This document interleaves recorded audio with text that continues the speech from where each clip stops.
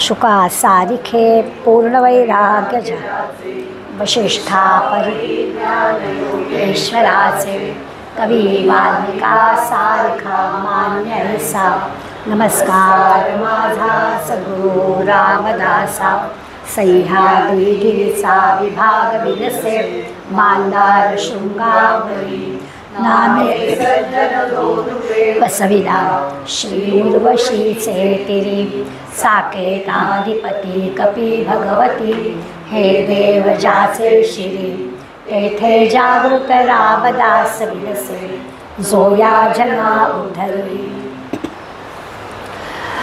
आज आपल्याला एक छान विषय अभ्यासायचा आहे. कदाचित 350 वर्षांनंतर काय असेल असा विचार करून समर्थांनी हा समास लिहिला असावा असं आपल्याला वाटेल असा विषय चालला आहे. खरं म्हणजे शिवशक्ती, प्रकृती पुरुष, किंवा आत्ता पाहिलं तसं आपण श्रवण की काय काय ऐकावं, कसं ऐकावं, कोणाचं ऐकावं, किती ऐकावं, ऐकल्याचा उपयोग काय होतं, ऐकणं म्हणजे नेमकं काय, असं सगळं आपण पाहिलं. आज चौथा जो आहे त्याच्यात त्यांनी नाव दिलं आहे अनुमान. आपण बरेचसे तर्क करतो, अंदाज करतो, असं असेल असं आपण म्हणतो. प्रत्यक्षात काहीतरी वेगळंच असतं. मग प्रत्यक्षात काय असतं आणि ते बरोबर असतं की नाही याचा आपण आज विचार करणार आहोत. असं आपण नेहमी म्हणतो अलीकडे, त्या काळात कदाचित समर्थांच्या वेळेस तसं नसेल की जी गोष्ट आपल्याला सहज उपलब्ध असते ना त्याच्याबद्दल आपल्याला काहीच वाटत नाही. घर की मुर्गी म्हणतो ना तसं, की मग त्याच्याबद्दल काही नाही. घरात गंगा वाहते तिथे काही नाही, दुसऱ्याकडे जायचं. शिक्षकांची मुलं बाहेर ट्युशनला जातात. आता याला काय म्हणावं, तर असं आपल्याला दिसतं की जे सहज आपल्याला उपलब्ध असतं त्याची किंमत आपल्याला कळत नाही, म्हणजे त्याचं मोलच आपल्याला वाटत नाही. आता हे आत्ता हे तर आपल्याला धादांत दिसतंच आहे. 350 वर्षापूर्वी असं असेल की नाही अशी शंका वाटली. असं नसेल, पण कदाचित पुढे द्रष्टे असतात ना संत, ते असे की पुढे काय घडणार आहे याचा त्यांना अंदाज अगोदर असतो आणि त्याच्यासाठी त्यांनी हा विषय निवडला आहे की जवळ असतं पण त्याची किंमत आपल्याला नसते. आता इतकं काही स्वस्त, इतकं काही सहज असतं, तसं आपल्या लक्षात येतं की जे स्वस्त त्याच्यात भेसळ पण असते. हे तर दिसतंच आपल्याला. म्हणून आपण म्हणतो नाही, एखादी की वस्तू जर महाग असली तरी चालेल पण चोख असली पाहिजे हां, असं आपण म्हणतो. 4 पैसे खिशात असले की आपल्या ह्या बोलण्याला अर्थ असतो. नाहीतर आपण म्हणतो, आमच्या डेब्युलर सोसायटीत राहताना लेले काका होते, तर मी आले ते नौपाड्यावरून इकडे राहिला तर नेहमी मला चिडवायचं आहे, जा जा तुमच्या त्या नौपाड्यात भाजी घ्यायला जा, तिथे डबल भाव असतो. आमच्याकडे बघ. मग मी पण त्याला म्हणायचे, तुमच्याकडे ना सगळ्या मेथीच्या कोथिंबीरच्या जुळ्या ही एवढी माती असते, आमच्याकडे कशी छान स्वच्छ केलेली भाजी असते. तर जे जास्त छान, जास्त त्याला पैसे स्वाभाविकच जास्त पडतात, त्याच्यावर काहीतरी माणसाने परिश्रम घेतलेले असतात, त्यामुळे आपण ते पैसे द्यायला पण काकू करत नाही. असं व्यवहारात तर आपल्याला अनंत उदाहरणं दिसतात. पण जे इझिली अव्हेलेबल आहे ते आपल्याला नको असतं, जे आपल्याला स्वस्त मिळतं ते आपल्याला नको असतं, कारण ते चांगलं असेलच याची आपल्याला खात्री नसते असं आपल्याला दिसतं.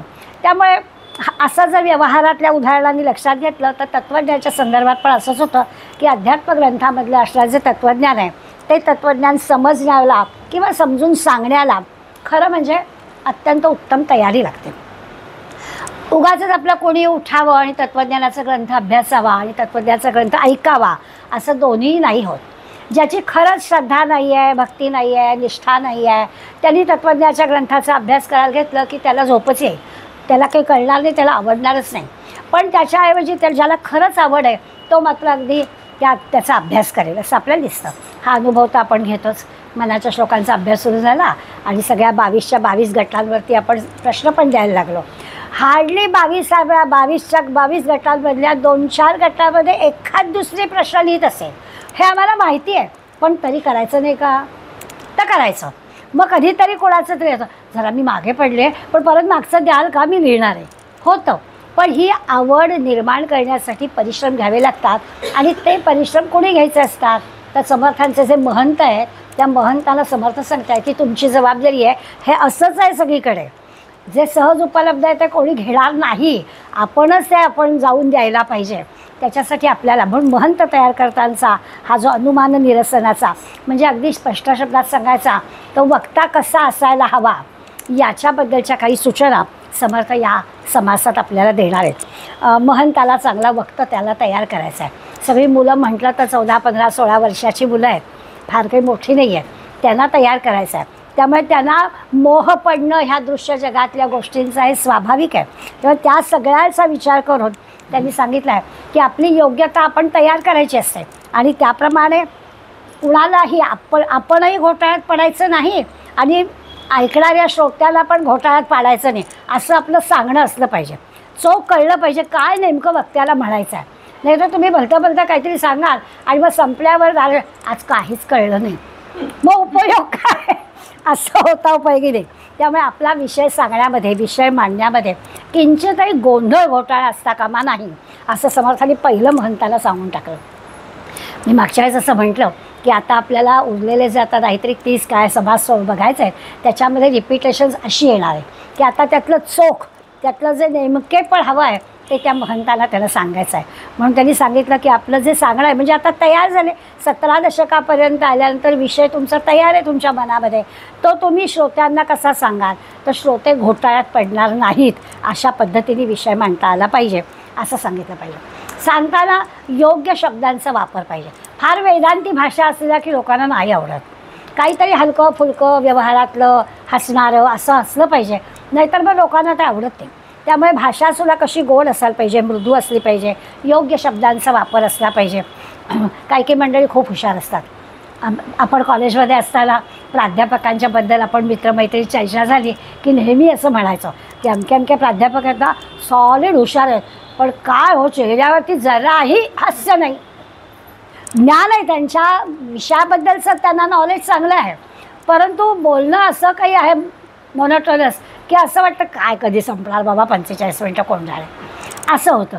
त्याऐवजी एखाद्याजवळ कदाचित तो असं पण सांगेल की अरे हे मला ना परत वाचायला हवं आहे, पण मी आणि हलकं फुलकं हसत खेळत सांगेल तर ते मुलाला जास्ती आवडतं.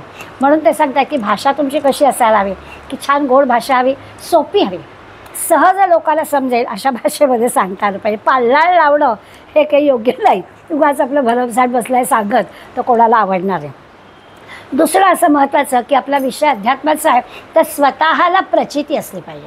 स्वतःला अनुभव नाही आणि भले कोणी सांगतं आहे तर नाही लोकांना पटणार.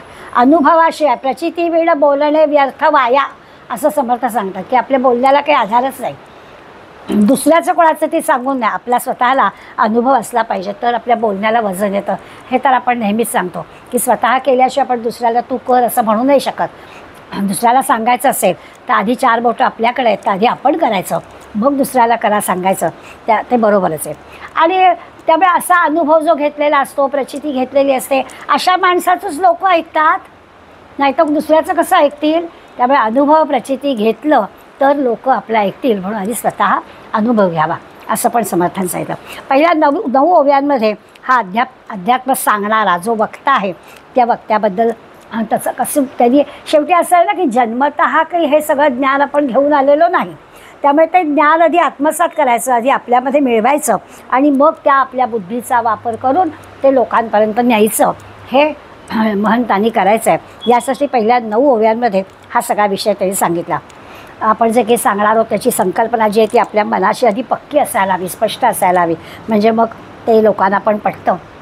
असं आहे की प्रचिती म्हणजे अनुभव आणि बुद्धी या दोन्ही गोष्टी या अध्यात्म सांगताना असायला हव्यात. ज्ञान पण असायला हवं नो डाऊट, आणि सांगण्याची जी कला आहे ती पण असायला हवी, नाहीतर त्याचा उपयोग होत नाही. त्यामुळे अध्यात्माच्या प्रचारानं खरंच लोकांना श्रोत्यांना फायदा व्हायला हवाच आहे. नाटक सिनेमाचं ठीक आहे, आपण 3 तास सिनेमा बघून आलो, काही 8-15 दिवसांनी अगं मी पाहिलं आहे पण मला ना आठवत नाही असं म्हटलं तर चालेल. पण या क्षेत्रामध्ये दासबोधाचे 200 समास आम्ही ऐकले, पण ना काहीच नाही मला 200 समासाबद्दल सांगता येणार, मग काय उपयोग ऐकण्याचा. तर असं नाही, काय नेमकं आपल्याला सांगितलं आहे समर्थ आणि दासबोधामध्ये हे काहीतरी 10-20 वाक्य तरी आपल्याला सांगता आली पाहिजे. अशासाठी ते म्हणतात की हा सगळा त्या श्रोत्याला त्याचा फायदा झाला पाहिजे. बरं, श्रोत्यांनी काही प्रश्न विचारले तर वक्त्याला राग पण येता कामा नये, त्याला उत्तर देता येणार नाही असं पण चालणार नाही. फार तर तो म्हणेल की मी अभ्यास करून सांगतो, परंतु त्याला उत्तर देता आलं पाहिजे इतका आपला अभ्यास पाहिजे. ते पण वक्त्याला समर्थांनी सांगून टाकलं की आपल्याला त्यांच्या शंकांचं निरसन करता आलं पाहिजे, ते निशंक होतील असंच आपलं सांगणं असलं पाहिजे. आणि ते सांगताना म्हणजे असं आहे ना की पोहता येणं इतपत बरोबरच आहे, पण नुसतं पोहता येऊन उपयोग नाही. आपल्यासमोर गटांगळा खाणारा एखादा आहे तर त्याला आपल्याला वाचवता पण आलं पाहिजे. महंत जो आहे त्या महंताची एवढी प्रगती झाली पाहिजे. मला ग्रंथ कळला आहे, माझ्या परीक्षा झाल्या आहेत. अगं 10-20 लोकांना तयार कर. मी नेहमी आमच्याकडे येणाऱ्या मैत्रिणींशी माझ्या गप्पा होतात. आपल्याकडे आता हल्ली थोडीशी हे झाली आहे की शंकराचार्यांकडे जाऊन गीता म्हणून यायचं, चांगली गोष्ट आहे, परिश्रम आहेत त्याला. 3-3 वर्ष 18 अध्याय गीता घासायची काही सोपी गोष्ट नाही आहे. संथा घ्यायची, पाठ करायचं आणि तिथे जाऊन एक सर्टिफिकेट घेऊन 18-20 हजाराचं बक्षीस घेऊन यायचं, हे नक्कीच क्रिएटेबल आहे. पण हे झालं की लगेच पुढल्या एकादशीला म्हणताना हातात पुस्तक घ्यावं लागतं, कारण मन कसं आहे आपलं चंचल आहे. ते कुठल्या क्षणाला कुठे जाईल आणि मग आपली ओळ चुकेल हे काही सांगता येत नाही. ते काही यंत्र नाही आहे. यंत्रात वस्तू टाकली की ते जसं हवं आहे तसं करणार, हे काही यंत्र नाही. त्या यंत्रामध्ये गडबड होऊ शकते आणि म्हणून त्याच्यासाठी आपल्याला परत परत परत परत ते वाचावं लागतं. मग त्याला पर्याय काय, तर आमच्यासारखे करीती लोक अशा 10 जणांना आपण शिकवावं. आपली पण प्रॅक्टिस होत आहे आणि त्या 10 जणांना शिकवा, ही आपली खरी गरज आहे. त्यामुळे आपल्याला आला एवढं पुरेसं नाही, तर त्या श्रोत्यांना पण तसं तयार करणं याची गरज आहे, म्हणून ते आपल्याला सांगतात. दुसरं असं की वक्त्याचं जे बोलणं असतं त्या बोलण्यानं जो नास्तिक नाही अगदी म्हणवत, पण ज्याची श्रद्धा कमी आहे, डळमळीत आहे, अशा माणसाला सुद्धा त्याची श्रद्धा बसेल असं झालं पाहिजे. आत्ता आम्ही बोलत होतो ना, ते तसंच होतं. म्हणजे ते श्रद्धाळू नाही आहेत असं माझं म्हणणं नाही, पण परवा रुद्र इथे म्हटला आणि एका आपल्या परिचित पेशंटला खरोखरच त्याचे सगळे पॅरामीटर बदलून गेल्याचा फोनही आम्हाला आला की अहो एकदम अचानक कसं काय मिरॅकल झालं. तरी तो सगळा रुद्राचं एक आवर्तन इथे व्हिडिओ कॉलच्या सहाय्यानं पाहिलं होतं. तसं म्हटलं गेलं तर ती आमची मैत्रीण खूपच श्रद्धावान आहे, नो डाऊट. सगळे सण वार अगदी आता श्रावणापासून कार्तिकापर्यंत अखंड तिच्याकडे काही काही चालू असतं. पण सगळ्यांना ते काही असतं असं नाही, पण असं नसणाऱ्याची सुद्धा काही असे अनुभव येतात आणि श्रद्धा बसते असं आपल्याला दिसतं. आणि म्हणून आत्ता जे विषय झालेले आहेत, आपण ब्रह्म पाहिलं, मूळमाया पाहिलं, शिवशक्ती, पुरुष प्रकृती, अशा सगळ्या गोष्टी पाहिल्या. त्याला षडगुणेश्वर काय, अर्धनारी नटेश्वर काय, असं सगळं पाहिलं. वाच्यांश म्हणजे काय, काय तुमचा व्यंगार्थ म्हणजे काय, असं सगळं या सगळ्या गोष्टी सांगणारा वक्ता असायला पाहिजे. सूक्ष्म त्याचा अभ्यास असला पाहिजे. श्रोत्यांना हे सगळं कळेल अशा पद्धतीनं त्याला सांगता आलं पाहिजे. असा सगळा विचार महंताच्यासाठी समर्थ पहिल्या 9 ओव्यांमध्ये सांगतात. पुढल्या ह्याच्यामध्ये त्यांनी प्रत्यक्ष काय असतं याची आपल्याला कल्पना दिली की हे सगळं आहे, पण वक्ताना घोटाळा करणाराच असतो. श्रोत्यांच्या मनामध्ये गडबड निर्माण होईल, हे बरोबर का हे बरोबर असं वाटेल असा घोटाळा वक्ता निर्माण करतो. असं कोण असा वक्ता असतो, तर तो ज्ञानी आहे, त्यांनी 10 ग्रंथांचा अभ्यासही केला असेल, पण तरी त्याचा जो अहंकार असेल तर तो मात्र श्रोत्यांच्या मनामध्ये घोटाळा निर्माण करतो. अहंकार असणारा वक्ता श्रोत्यांच्या मनामध्ये गोंधळ निर्माण करतो.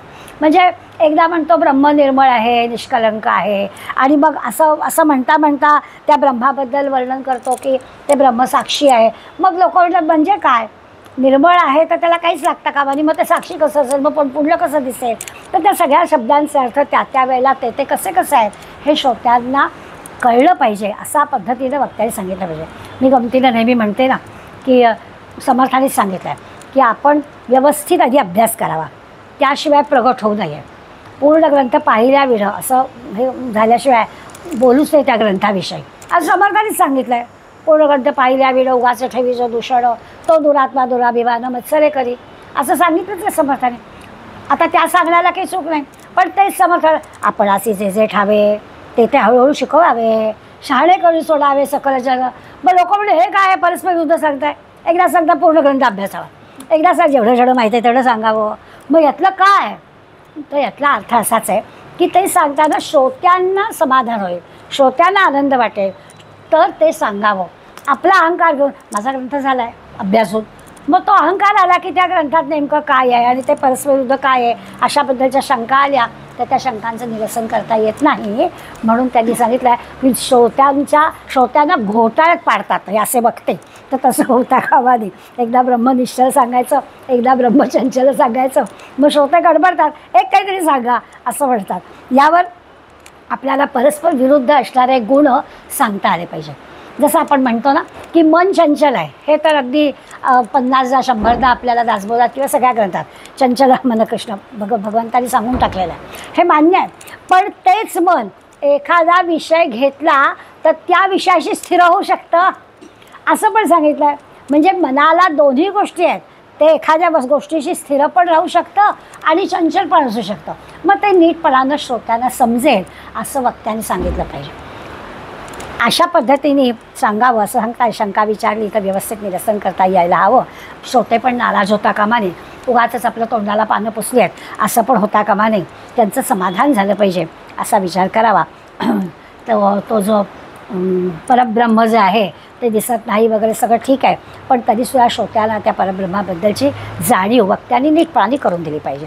पुढे 16, 17, 18, 19 4 ओव्यांमध्ये त्यांनी काही जी चुकीची म्हणजे शास्त्रवचनं चुकीची नसतात, पण चुकीचं विधान करायचं आणि ते शास्त्रात सांगितलेलं आहे असं म्हणायचं, असं वक्ता करतो. तर तसं करू नये. त्याचं बोलणं जे आहे ते त्याला तसं आचरण करता आलं पाहिजे असं असलं पाहिजे.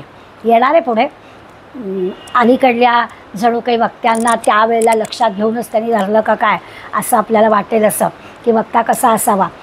तो इतका निस्पृह असायला हवा, तर तो निस्पृहता आता आपल्याला दिसतच नाही. आधीच बिदागी सांगतात, त्याच्याशिवाय जातच नाहीत निरूपणाला, तर असं नाही चालत. म्हणून त्या अगदी ह्याच्यात सांगतायत की कुठल्याही प्रकारची अपेक्षा ठेवून आपण श्रोत्यांच्या समोर जायचं नाही. ही फार मोठी महत्त्वाची गोष्ट आहे.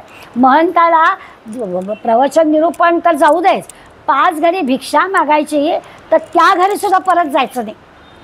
एखाद्या घरामध्ये चांगली भिक्षा मिळायला, लहान आहेत तो मुलं, 14-15 वर्षाची मुलं आहेत, खरोखरच एखाद्या माऊलीने भिक्षेमध्ये छान वाढलं तर दुसऱ्या दिवशी त्याच दारामध्ये जावं असं वाटलं तर काही चूक नाही आहे लहान मुलाला. पण ते सुद्धा त्यांनी नियम घालून दिला होता की जायचं तर आता परत त्या घरी नाही, पुढली 5 घरं, अशा पद्धतीची सवय लावली होती. तर निस्पृहता किती असायला हवी समर्थांच्या त्या महंतांजवळ हे त्यांनी सांगितलं आहे. आणि इथे मात्र आपल्याला असं दिसतं की आपण काही म्हणजे संत काय सांगतायत ते आपण सांगणार आहोत, आपलं काहीच नाही त्याच्यात. तुकाराम महाराज काय म्हणतात, समर्थ काय म्हणतात, माऊली काय म्हणतात हे सांगायचं आहे. फक्त मध्यस्थ आपण आहोत, पोस्टमन आपण आहोत. आणि तरी देखील आम्ही बिदागी सांगणार असलो तर ते समर्थांना बिलकुल मान्य नाही आहे. शास्त्र वचनांचं नुसती वचनं तुम्ही सांगता, त्याचं तुम्ही अनुकरण नाही करू शकत, तुमच्या आचरणात ते नाही आणू शकत, तर तुमच्या सांगण्याला काही अर्थच नाही आहे. आता हे जर आपण वाचलं, आपण त्या ओव्या वाचू तेव्हा कळेल आपल्याला की असं वाटतं की किती मोठे मोठे वक्ते आज समर्थांच्या या बोलण्याला आदर हे देत नाही आहेत, आदर देत नाही आहेत, चुकीचं वागतायत. हजारो नाही लाखो रुपये मागतात. हे कसं चालेल. कालच आमच्याकडे विषय झाला, आपल्या ठाण्यातसुद्धा रुद्र म्हणाला तुम्ही दक्षिणा सांगता आणि थोडी म्हणजे एखाद्या माणसाला मनापासून काही रुद्राभिषेक करायचं, मग या 11 जण माझ्याकडे, तर ज्यांचा चरितार्थ त्यांच्यावर आहे असं जे गुरुजी आहेत त्यांनी सांगितलं तर मी समजू शकते. पण ज्या चांगल्या आलेशान मस्त सगळं चाललेलं आहे त्यांनी पण ओढलेले पैसे सांगावेत, ही अत्यंत चुकीची गोष्ट आहे. हां, तो यजमान जे खुशीनं देईल ते जरूर स्वीकारा, त्याच्याबद्दल आमचं काही सांगणं हे चुकीचं आहे. समर्थ स्पष्टपणानं सांगतात की ही गोष्ट जी सांगतायत संत त्याचं तुम्ही पोस्टमन म्हणून सांगणार आहात ना, त्याचं आचरण तुमच्याकडून झालं पाहिजे, नाहीतर त्याचा काही उपयोग नाही आहे. एखादा त्यांनी उदाहरण जरा वेगळं दिलं आहे की एखादा वैद्य असतो, पूर्वीच्या काळी वैद्य असायचे, ते औषध द्यायचे आणि मग आपल्या औषधाची तारीफ पण करायचे. तर ठीक आहे, औषध द्यायचं, तारीफ करायची इतपत ठीक आहे, ह्या औषध तुला बरं वाटेल असं सांगायचं इतपत ठीक आहे. परंतु तसं प्रत्यक्ष जर दिसलं नाही तर त्यांच्या तारीफ करण्याला काय अर्थ आहे. तर तसं नाही चालणार. तुम्ही जे सांगताय ते त्यांना पण अनुभवाला आलं पाहिजे. तुम्ही जे सांगणार आहात त्याचं अनुकरण तुम्ही करताय असं वाटलं तर 4-2 उदाहरणं आपल्या आज आपण जे पाहतो ना की एखादा आपल्याला डॉक्टरने काही सांगितलं की आपण जरा सेकंड ओपिनियन असं आपण म्हणतो की आपण जर आणखीन कोणाला तरी विचारूया. त्याच्या मागचं रहस्य हेच आहे की खरंच या औषधाने अशाच पद्धतीच्या रोगाचे 4-2 पेशंटना बरं वाटलं आहे असं काहीतरी आम्हाला कळू दे, नाहीतर आम्ही एवढे लाखो रुपये खर्च करायचे आणि पुन्हा आमच्या पदरात काहीच नाही, असं नाही होता उपयोगी. म्हणून त्यांनी सांगितलं की व्यर्थ जातं आपलं सांगणं, असं नाही चालणार. प्रचितीचं बोलणं पाहिजे, अनुभवाचं बोलणं पाहिजे, ते आपल्याला सांगता आलं पाहिजे, नाहीतर नुसतंच आपल्याला औषधाची तारीफ करायची आणि प्रत्यक्षात गुण काहीच नाही, असं नाही चालणार. अशी ज्ञानी माणसाची अवस्था होता उपयोगी नाही. वक्ता ज्ञान सांगतो पण लोकांना कळलं पाहिजे, त्याला अनुभव असला पाहिजे, त्याने अनुभव घेतलेला असला पाहिजे, अगोदर सगळं ज्ञान संपादन करावं आणि मग आपल्याला कसं सांगता येईल, कसं लोकांना पटेल याचा विचार करावा, असा सगळा भाग समर्थ सांगतात. आपण ओव्यांचा आधार घेतल्यावर आणखीन आपल्याला कळेल. पुढल्या 20 ते 24 ओव्यांमध्ये समर्थांनी जे काही अशा परस्पर विरुद्ध अशा गोष्टी आहेत, म्हणजे पापपुण्य आहे, स्वर्ग नरक आहे, सुखदुःख आहे, जन्ममृत्यू आहे, अशा ज्या सगळ्या गोष्टी आहेत, किंवा आचरणाचा विचार केला तर विवेक विचारांनी आचरण करणं आणि अविवेकाने वाटेल तसं वागणं, अशा ज्या गोष्टी दिसतात, या सगळ्या गोष्टींमध्ये योग्य तो बदल श्रोत्यांमध्ये झाला पाहिजे, असं जमलं पाहिजे. पतित आणि पावन समर्थांनी वापरलेले 2 शब्द आहेत. तर पतित याला सुद्धा पावन करून टाकायचं आहे. जो पावन आहे तो पावन राहिलाच पाहिजे आणि पतित आहे तो पण पावन झाला पाहिजे, असं दोन्हीही प्रगतीकडे जातील अशा पद्धतीचं वक्त्याचं सांगणं असलं पाहिजे. सगळे ब्रह्मस्वरूप असलं पाहिजे. आणि मग उदाहरण देताना समर्थ आपल्याला सांगतात की एकीकडे सारच ब्रह्म आहे असं सांगतोय ना, सगळी काय आहे ते भगवंत भरलेला आहे, सगळीकडे काय तो परमेश्वर आहे, सगळं ब्रह्ममय आहे. मग असं जर ब्रह्ममय आहे, जसं असं साखरेतील साखर बाजूला काढा, असं कसं काढता येईल? साखरेतलं जी गोडी आहे ती बाजूला नाही काढता येणार. साखर साखरच आहे, तर तिच्यामध्ये गोडी आहेच, ती बाजूला काढणं कसं शक्य आहे? तसं या ब्रह्मस्वरूपामध्ये आपण सगळे आहोत. तर मग ह्या 2 परस्पर विरुद्ध गोष्टी असण्याचं कारणच नाही. चांगलं वाईट असणार नाही, सगळं चांगलंच आहे, सगळं ब्रह्मस्वरूपच आहे. मग आपल्याला वाईट का दिसतं? किती शब्द असे आहेत ना संस्कृतमध्ये गंमतशीर. भंगार शब्दाला अर्थ काय? सोनं. आता काय म्हणावं आपण? भंगार म्हणजे काय म्हणतो? आता असं म्हणू की खरंच त्या भंगारावरती सुद्धा जर कोणी काही व्यवसाय केला तर त्याला सोनंच प्राप्त होईल, पैसा मिळतो की. त्यामुळे वेगळ्या अर्थाने आपण म्हणू, पण भंगार या शब्द परस्पर विरुद्ध 2 गोष्टी आहेत. पण म्हटलं तर सगळं ब्रह्मस्वरूप, तेही सोनंच. दुसऱ्या पण एका गोष्टीला सोनंच म्हणतो आपण. आपण म्हणतो ना खातो आणि आपण सोनखत तयार करतो. गाय खाते, दूध देते. काय खातो आणि त्याचा आपण काय करतो असा विचार, पण सगळं ब्रह्मस्वरूप सांगायला परस्पर विरुद्ध अशा सगळ्या गोष्टी एकच आहेत हे आपल्याला ठणकावून सांगता आलं पाहिजे की सगळीकडे काय आहे तर ब्रह्म भरलेला आहे. सार असार हा भेद सगळा संपून जातो. काय चांगलं, काय वाईट, काय वंद्य, काय निंद्य, यातला काही भेदच राहत नाही. इतकं नाही की संत मीराबाईला स्त्री पुरुष हा भेद पण राहिला नाही. रामकृष्ण परमहंसांना स्त्री पुरुष हा भेद पण राहिला नाही. त्यांचं आचरणच असं होतं की ते जर मातेच्या स्वरूपात गेले तर आईसारख्या सगळ्या गोष्टी, ते इतकं वात्सल्य त्यांच्यामध्ये यायचं की माता म्हणून ज्या ज्या गोष्टी सगळ्या त्यांना व्हायच्या. आपल्याला मिरॅकल वाटलं की असं कसं होईल, काहीतरी काय सांगतात, पण असं त्यांच्या चरित्रांमध्ये उल्लेख सापडतात. शरीरामधल्या रचनेमध्ये पण बदल व्हायचा. शरीरामध्ये त्यांच्या मातेच्या शरीरात तयार होणारं जे दुग्ध आहे बालकाला लागणारं ते त्यांच्या तयार व्हायचं. इतकं त्या भूमिकेशी ते एकरूप व्हायचे. त्यामुळे आपल्याला असं वाटतं की अरे हे असं कसं घडेल, तर असं नाही आहे. हा सगळा जर की सगळं ब्रह्मस्वरूप आहे ना. माऊलींनी भिंत चालवली, माऊलींनी रेड्याच्या तोंडून वेद बदवले, किंवा आत्ता म्हटलं अशा गोष्टी आपल्याला जेव्हा वाचायला ऐकायला मिळतात, याचा अर्थ काय तर सगळीकडे ईश्वर आहे हे आपण लोकांना पटवून देऊ शकलो पाहिजे. होतं असं की पटकन विश्वास बसत नाही, कारण ह्या गोष्टी अशा आहेत ना की क्वचित कधीतरी बरं ऐकलेल्या, त्या काही आपण पाहिलेल्या नाहीत. त्यामुळे आपला विश्वास कसा बसावा? आपलं सगळं काय असतं ते इंद्रियांच्या मार्फत असतं. मी डोळ्यांनी बघितलं तर ते खरं, बाकी तुम्ही मला काय सांगू नका, हे काहीतरी आपल्याला सांगतात असं कोणी म्हणेल आपल्याला. ते आपल्या इंद्रियांवर आपला विश्वास असतो आणि हे मात्र आपल्याला सांगतात. तर त्यांचं म्हणणं असं आहे की हा सगळा अज्ञानाचा अंधार असतो. हे सगळं अज्ञान आहे. आपल्याला पटलं नाही, आपल्याला दिसलं नाही, असं कसं असेल अशी शंका येते. त्याच्यासाठी ते सांगतात की अशी शंका येणं स्वाभाविक आहे, पण ते अज्ञान आहे म्हणून शंका येते. ज्ञानप्राप्ती झाली की मग या सगळ्या शंका आपोआपच निघून जातील. समर्थांनी जरा कठोर शब्द वापरले तिथे. तर असं वाटणारा जो असतो, म्हणजे ज्याचा विश्वास नाही आहे, असं कसं असेल असं जे म्हणतात त्यांना समर्थ म्हणतात की ते मद्यप्राशन केल्यावर बरळणारे लोक असतात ना, तसे ते असतात. त्यांची काही फार वाटेला जाऊ नये. जो माणूस धर्मानं, नीतीनं किंवा जरा श्रद्धेनं, ज्ञानानं, विश्वासानं वागणारा असतो, तो माणूस जरा याच्यावर विचार करेल. लगेच कदाचित विश्वास ठेवेल असं नाही, पण समथिंग इज देअर असं त्याला वाटेल आणि मग तो जरा अभ्यासाला लागेल, आणखीन 4 पुस्तकं पाहिल आणि मग तो जाणून घेण्याचा प्रयत्न करेल. पण असं कसं असेल असं म्हणून जो असेल त्याच्याकडे फार लक्ष देऊ नये असं समर्थांनी आपल्याला सांगून टाकलेलं आहे. लबाड लोक, अज्ञानी लोक, आपल्यावरती देवावरती विश्वास नसणारे लोक असं काहीतरी बोलतात. समर्थ अशा लोकांवर चांगलीच झोड उठवतात, चांगलीच टीका करतात. आत्ता म्हटलं तसं ते त्यांना दारुड्या बडबडतो तसं हे बडबडणारे आहेत, यांच्याकडे लक्ष देऊ नका असं सांगतात. त्यांना तर म्हणजे खरं तर प्रखर वैराग्य असणाऱ्यांनाच समर्थ काय सांगतात तो विषय कळेल. पण समजा प्रखर वैराग्य आपल्याजवळ नाही तर निदान आपल्याला त्या मार्गाने जायचं आहे, या मार्गाला तर आपण लागू, त्याच्यावरती आपण अगदीच दुसरं टोक गाठणार नाही. त्यामुळे ते म्हणतात की प्रखर वैराग्य, सर्वसंग परित्याग हे सगळे शब्द सावकाश कळतील तेव्हा कळतील, पण मार्ग कोणता आहे हे तुम्ही सांगायला हरकत नाही. समर्थांनी म्हटलं की असं जर असताना प्रखर वैराग्य किंवा सर्वसंग परित्याग, आणि दुसरा शब्द असा आहे की स्वैरपणानं विषयोपभोग, परस्पर विरुद्ध आहेत. म्हणजे कशाचंच बंधन नाही. स्वैर उपभोग घ्यायचा म्हणजे माझ्या मनात येईल तसं. आत्ता दिसतंच ना भोवताली आपल्या असा विचार करणारी मंडळी खूप असतात की मला हवं आहे तसं मी करणार, स्वैर उपभोग घेणार. आमची एक परिचित फॅमिली आहे, त्यांच्या घरामधली मुलगी घरात तयार झालेलं खात नाही. रोज सकाळ दुपार संध्याकाळ झोमॅटो, अजिबात खात नाही.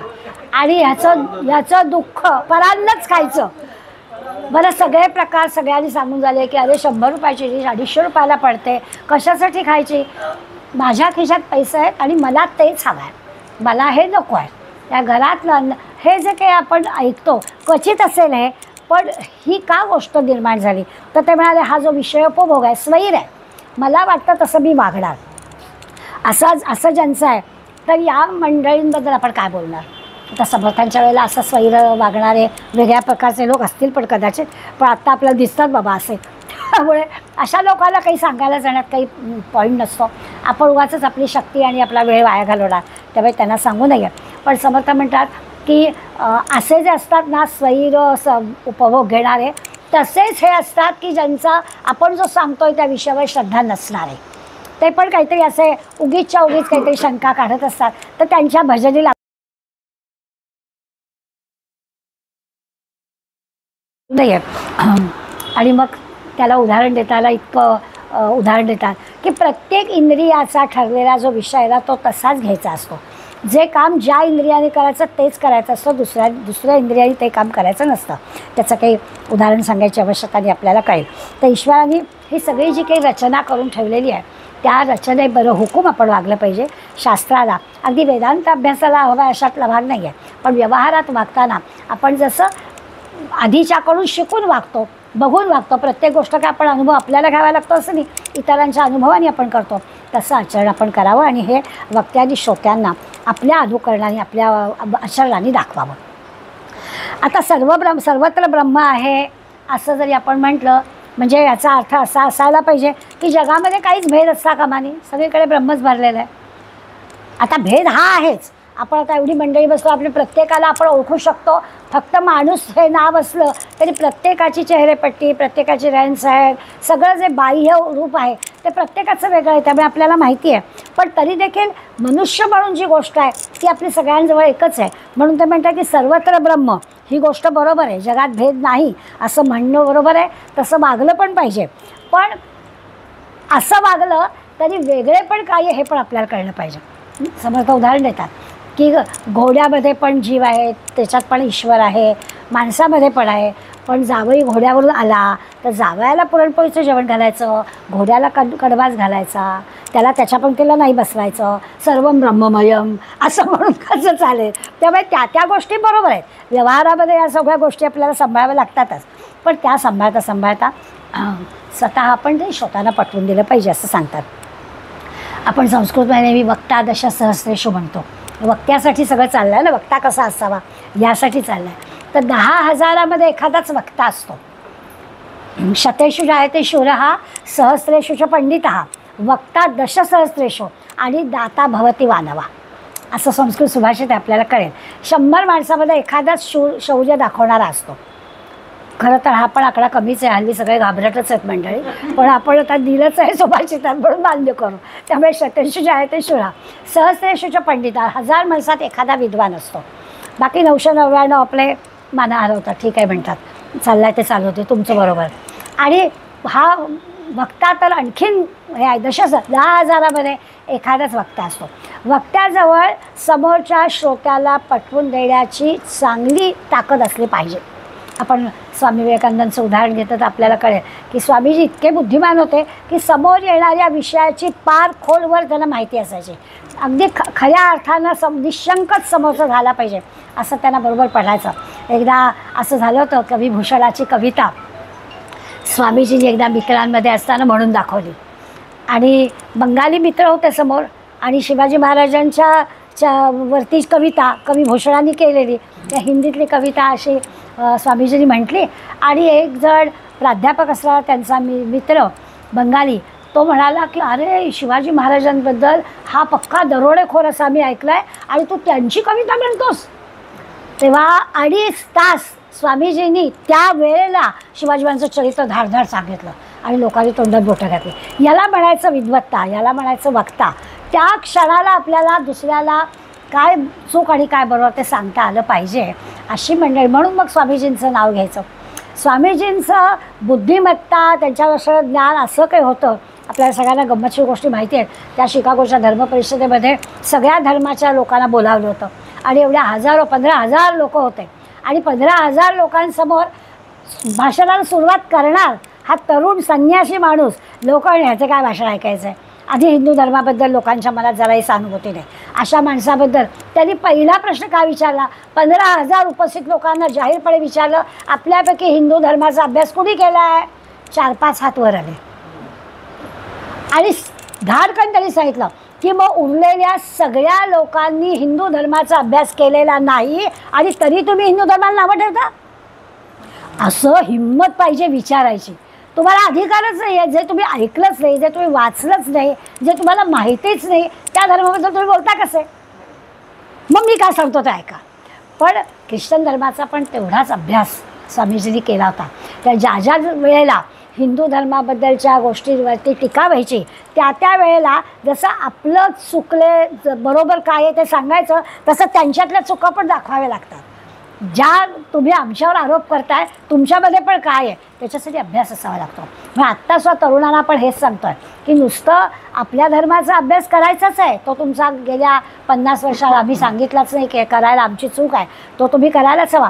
पण आपल्याला अन्य धर्मियांबद्दलचं सुद्धा सगळं माहिती पाहिजे, तर आपण आपली चूक दाखवली तर त्यांची पण दाखवू शकतो. की तुम्ही आम्हाला अंधश्रद्धा म्हणता, तुमच्याकडे काय अंधश्रद्धा आहे? आम्हाला मूर्तीपूजा म्हणून म्हणताय, आम्ही मूर्तीपूजक म्हणून, अहो तुम्ही पण त्याच्यावर हिरवी चादर पसरताय की, घालताय की तिथे हार, मग तुमचं नाही का ते?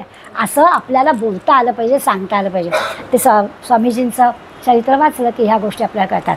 समर्थ आपल्याला नेमकं हेच सांगतात की असा तयार पाहिजे वक्ता, त्याचं स्वतःचं विद्वत्ता असलीच पाहिजे, आणि दुसरं चित्त शुद्ध असलं पाहिजे. आपल्याला काही दुसऱ्यांच्या चुका दाखवण्यासाठी आपली विद्वत्ता खर्च करायची नाही आहे. शुद्ध चित्ताने आपल्याला सांगितलं पाहिजे. या वक्त्याजवळ किंचितचा सुद्धा तमोगुण आणि रजोगुण असता कामा नाही. मीच काय तो शहाणा हा विषय तिथे असला पाहिजे. तुकाराम महाराजांचा एक अभंग आहे, ते म्हणतात, गात जागा प्रेमे मागा विठ्ठल. ते म्हणतात आपलं स्वतःचं चित्त शुद्ध करण्यासाठीचा उपाय आहे की कुठे जायचं आहे तर पंढरीला जा. म्हणजे काय तर पंढरीला जा. कसे जा पंढरीला? गात जा. काय गात जा? विठ्ठल विठ्ठल. आणि जागेपणी जा, जागृत अवस्थेत जा. आपलं विठ्ठल विठ्ठल गात आहेत काही असं नाही, जागृतपणानं गात गात विठ्ठल नाम घेत घेत जायचं आहे पंढरपुराला. सगळ्या या गोष्टी लक्षात घेतल्या तर आपल्याला जाण्याची जागा निश्चित आहे, आनंदाने जायचं हे पण निश्चित आहे, सगळ्यांना घेऊन जायचं आहे हे पण निश्चित आहे. तर तुकाराम महाराजांनी नुसतं गात गात जा म्हणजे काय, तर याचा अर्थ आपल्याला कळेल की अशी पाहिजे. ते म्हणतात की पुढल्या ओळी म्हणतात, होईन भिकारी पंढरीचा वारकरी. तुकारामांची प्रतिज्ञा आहे की असा मी पंढरपूरला जाईन, पंढरीचा वारकरी होईल. आणि होईन भिकारी म्हणजे काय, तर भिकारी याचा अर्थ तुम्ही आम्ही म्हणतो तसं खिसे कफल्ल कष्टाळ्यांबद्दल नाही म्हणायचं आहे. त्यांना म्हणायचं आहे भिकारी होईल म्हणजे चित्तामध्ये जे जे काही अमंगल आहे ते सगळं मी काढून टाकेन, सर्वानुभूती परमेश्वर दाखवतोय मी सगळ्यांना, विठ्ठलाकडे जातो आहे, तर माझ्या मनामध्ये असणारे जे कामक्रोध सगळे षड्रिपू आहेत ते सगळे घालून टाकेन, मंगल पवित्र होऊन मी विठ्ठलाकडे जाईल आणि तसं सगळ्यांना मी घेऊन जाईल. ते होईल भिकारी म्हणजे काय, तर हे अमंगल गोष्टी टाकून देईल अशा अर्थाने भिकारी आहे, ते सगळं फेकून देईल सहज. आता असं अमंगल टाकून दिलं की तो श्रीमंत झालाच की हो. जे जे वाईट आहे ते टाकून दिलं तर झालंच. परवाच आपण चाळणी आणि सूप दोन्ही घरातल्या वस्तूंची उदाहरणं घेतली होती की आपल्याला धान्य स्वच्छ करायचं आहे तर आपल्याला ह्या साधनांचा वापर करावा लागतो. तसं तुकाराम महाराज सांगतात की एखादी गोष्ट वाईट आहे ती टाकून दिली की चांगलं उरणारच आहे. तसं मी श्रीमंत होईल, जे काही वाईट आहे ते टाकून देईल आणि अशी श्रीमंत होऊन मी जाईल. आता तसं पाहायला गेलं तसं ते म्हणतात की माझ्या लक्षात आलेलं आहे चित्त शुद्ध झालं की आपण श्रीमंत होतोच. चित्त शुद्ध असलं पाहिजे म्हणजे श्रीमंती होते. उत्तम वक्ता व्हायचं असेल तर चित्त शुद्ध असलं पाहिजे. हा माझा हा परका असा भेद असता कामा नये. हा लहान हा मोठा यांच्यासाठी वेगळं. आता असं आहे की शिक्षकाला असं करावं लागतं, 35% मार्क मिळायला तरी हवेत अशी जी मंडळी आहे त्यांच्यासाठी कसं शिकवायचं आणि 90, 95, 100% मार्क मिळवण्यासाठी कसं शिकवायचं असं बघावं लागतं. आणि किती खोलपर्यंत त्याला न्यायचं तर त्याच्यासाठी अभ्यास वेगळा त्याचा घ्यायचा. पण यालाही प्रवाहात आणायचा असेल तर त्याला पण आपल्याला 35%वाल्याला पण घ्यायला पाहिजे ना, की तो सीमेवर आहे. त्याला पण हे सगळं वक्त्याला जमलं पाहिजे. समोर असणाऱ्या श्रोत्यांना कुठला भाग किती % सांगायचा हे त्याला कळलं पाहिजे. उत्तम वक्ता तो असतो. कधी कधी असं होतं खूप मोठ्या बुद्धिमान माणसाला आपण बोलावलं ना आणि मग त्याच्यासमोर बिचारे अगदीच सामान्य विद्यार्थी असते तो तर बिचार त्यांना पण खाली येता येत नाही आणि यांना पण त्यांच्या लेवलला जाता येत नाही आणि फार त्यांची पंचायत होते. तर असं पण होतं पहिले. तर श्रोत्यांच्या नेमक्या काय मागण्या आहेत त्या वक्त्याला व्यवस्थित पुऱ्या करतात. फार वेदांती माणूस असताना की त्याचं भाषण नाही आपल्याला समजत नाही आणि म्हणून ते आवडत नाही असं घडतं. मग उत्तम वक्ता कसा तर त्याच्या चित्तामधल्या शुद्ध चित्तामधला जो आशय आहे तो श्रोत्याला बरोबर कळला पाहिजे. काय नेमकं म्हणायचं आहे ते कळलं पाहिजे. श्रीकृष्णाला आपण उत्तम वक्ता म्हणतो कारण तो सगळ्यांच्या हिताचं आणि सत्य सांगतो. सत्य आणि हिताचं असं दोन्ही जरा अवघड असतं. सत्य सांगायचं आहे आणि कल्याणाचं पण सांगायचं आहे तर ते सांगायला पण कृष्णासारखा जो वक्ता आहे तो बरोबर हे सगळं सांगतो. आज सगळं असं इतकं वातावरण बदललेलं आहे की आपण खरं सांगायला गेलो तर फार मोठी अवघडच गोष्ट आहे. सत्य म्हणून सत्याने मी कटू असं म्हटलं जातं. त्यामुळे सत्य सांगायचं. आता तर शुगर कोटेड औषधाच्या बाबतीत आपल्याला माहितीच आहे की आपल्याला सगळ्या शुगर कोटेड गोळ्या देतात कारण नाही तर ते कटू सत्य म्हटलं की ते कटूच. औषध जसं कटू तसं सत्य कटूच असतं. म्हणून मग कारण सगळीकडे जे की आता वक्त्याला का असं म्हणायचं त्यांनी सत्य सांगावं आणि हिताचं पण सांगावं. मग त्याची किती परीक्षाच आहे त्याची ना की त्याला दुसऱ्याच्या कल्याणाचं पण सांगायचं आहे. आता समोरचा त्याच्या कल्याणाचं काय अरे नातवानं आपल्याला सांगायला लागतं की अरे मी आज पाहिलं ना तर ते तुमचं ते पनीर ते पिझ्झा ह्याच्यामध्ये काय काय असतं बरं का. आता त्याला आजी तुझं तुझ्याजवळ ठेव असं आजीला सांगण्यात येईलच. बरोबरच आहे. मग कशा पद्धतीने आता हिताचं काय आहे ते घरात केलेलं त्यांनी खाणं हिताचं आहे आणि सत्य पण आहे. पण ते सत्य आणि हिताचं असं त्याच्या रुजवायला काय काय करावं लागेल आपल्याला असा विचार करावा लागतो की नाही. नाहीतर आपल्याला दोनच सोडून देणं सोडून नाही द्यायचं. आपली सगळी जी काय असेल शक्ती ती पणाला लावायची आणि हिताचं आणि सत्य काय आहे ते सांगायचं. हे कृष्णाला बरोबर साधलं तसं वक्त्याला साधता आलं पाहिजे असं त्यांचं म्हणणं आहे. होतं असतं की लोकांना किंवा वक्त्याला म्हणूया श्रोत्यांच्या हिताची चिंता वाटली पाहिजे. नाही तर माझं काम मी केलं आहे त्यांचं बघतील ते त्यांचं हित आहे तर त्यांच्या हातात असं नाही चालणार. त्यांच्या हिताचंच झालं पाहिजे. समाजाच्या अहिताबद्दल लोकांना काडीची किंमत नसते असं म्हणून कसं चालेल. समाजाच्या हिताच्याच गोष्टी जिथे काही चांगलं दिसतं ना ते आपण चांगलं म्हटलं पाहिजे. जिथे वाईट दिसतं तर वाईट आहे असं म्हटलं पाहिजे. आणि ह्याची संधी आपल्याला मिळते. सहज आपण गेटवरती उभ्या कालचीच गोष्ट आहे. काल संध्याकाळी मैत्रिणी यायची होती रिक्षा घेऊन वाट बघत होते. एक तरुण मुलाने स्कूटर लावली झेरॉक्सचं काहीतरी काम केलं परत आला त्या झेरॉक्सचं काय त्याचा कागद नको होता तो तरी चुरगळला. मी अशी त्याच्याकडे बघत होते की आता त्या कागदाचं काय करतोय म्हणून तिथेच उभे होते आणि बघत होते. त्यांनी छानपैकी खिशात ठेवला. मी लगेच त्याला शाबासकी दिली. म्हटलं वा काय झालं आजी? तर म्हटलं काही नाही रे, तू कागद काय करतोयस बघत होते. म्हटलं झालं, छान वाटलं. म्हटलं मला आपण सोडायचंच नाही एखाद्याला, आपलं ते कामच आहे. समाजाच्या हिताच्या गोष्टी आपल्याला करायच्या आहेत तर चांगल्याला चांगलं शाबासकी पण द्यायला पाहिजे. तर मग आपल्याला दुसरा कोणीतरी गैर वागतो ना त्याला सांगता येईल. रिक्षेत बसल्यावरती सांगायचंच असतं की अरे नको खाऊस रे, तुझ्या शरीराची पण हानी होते. काल मला एकाने सांगितलं बाई हे माझ्या घरनं आणलं आहे आणि झालं असं, त्याने अशी टाळी वाजली आम्ही दोघीजणी खोकलो. तर तो म्हणाला की मला माहीतच होतं म्हणून मी जरा म्हणत होतो की तुम्हाला नाही म्हणत होतो कारण तुम्हाला त्रास होईल त्याचा. म्हणजे तुला कळत आहे ना दुसऱ्याला त्रास होतो आहे, तुझ्या शरीराला तर होतच आहे. तर मला वाटतं नाही तर मी गावाकडनं आणला आहे ना 2-3 महिने पण ह्याच्यात एकदम काही बिलकुल वाईट का? अरे म्हटलं कसं नाही वाईट, आम्ही खोकलो दोघीजणी तर वाईट कसं नाही, सांगितल्याशिवाय राहायचं नाही, पटो न पटो. हिताचं काय आहे ते सांगणं आपलं कामच आहे, असं करायला हवं. म्हणून समर्थ वक्त्यालाच आहे, वक्त्याचं काम आहे की लोकांना किती पटतं आहे किंवा पटतं आहे की नाही हे करायचं आहे. त्यांच्या हिताचं आहे ना सांगायचं. ते सत्य आहे, हिताचं आहे, पण कटू आहे, आवडणार नाही. पण अशा भाषेतनं सांगायचं की आपल्याला काय आपण काही तसा परिणाम होतो आहे की हे मागे लागायला जात नाही, पण होतो कुठेतरी परिणाम, खरंच होतो. परिणाम झाल्याशिवाय राहत नाही. दुसऱ्या वेळेस खाताना वाटेल की काल त्या बाई बसल्या तर त्या म्हणत होत्या नको खाऊस, कुठेतरी मनात येणार नाही असं नाही, होणारच. त्यामुळे हे करावं. अथर्वशीर्षामध्ये गणक ऋषी आपण सगळ्या अथर्वशीर्ष म्हणतो ते आपल्याला माहिती आहे. अववक्तारम म्हणजे वक्त्याचं रक्षण कर. गणक ऋषी सांगतात अववक्तारम म्हणजे तो वक्त्याचं रक्षण कर म्हणजे काय, पोटार्थी वक्त्याचं रक्षण करायला नाही सांगितलेलं. त्या वक्त्याचं रक्षण कर त्याचं चरितार्थ चालावा असं नाही म्हटलेलं. तर त्याचं रक्षण कर म्हणजे त्याच्या जो असणारं जे ज्ञान आहे ते ज्ञान आधी कसं वृद्धिंगत होईल, त्याचं ज्ञान लोकांना सांगता कसं त्याला येईल असं करावं. जो ईश्वराचं स्वस्वरूप जाणणार आहे, ईश्वराला जाणणार आहे आणि त्याचं तो प्रतिपादन करतो आहे तर ते त्याला करता आलं पाहिजे असं ते गणक ऋषी वक्त्याबद्दल बोलत आहेत.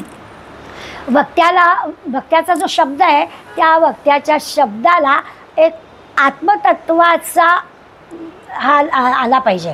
तो जे सांगतो आहे ते मनापासून तो सांगतो आहे असं वाटलं पाहिजे, वरवरचं असता कामा नाही. आत्मतत्वाचा स्पर्श झालेला तो बोलतो आहे.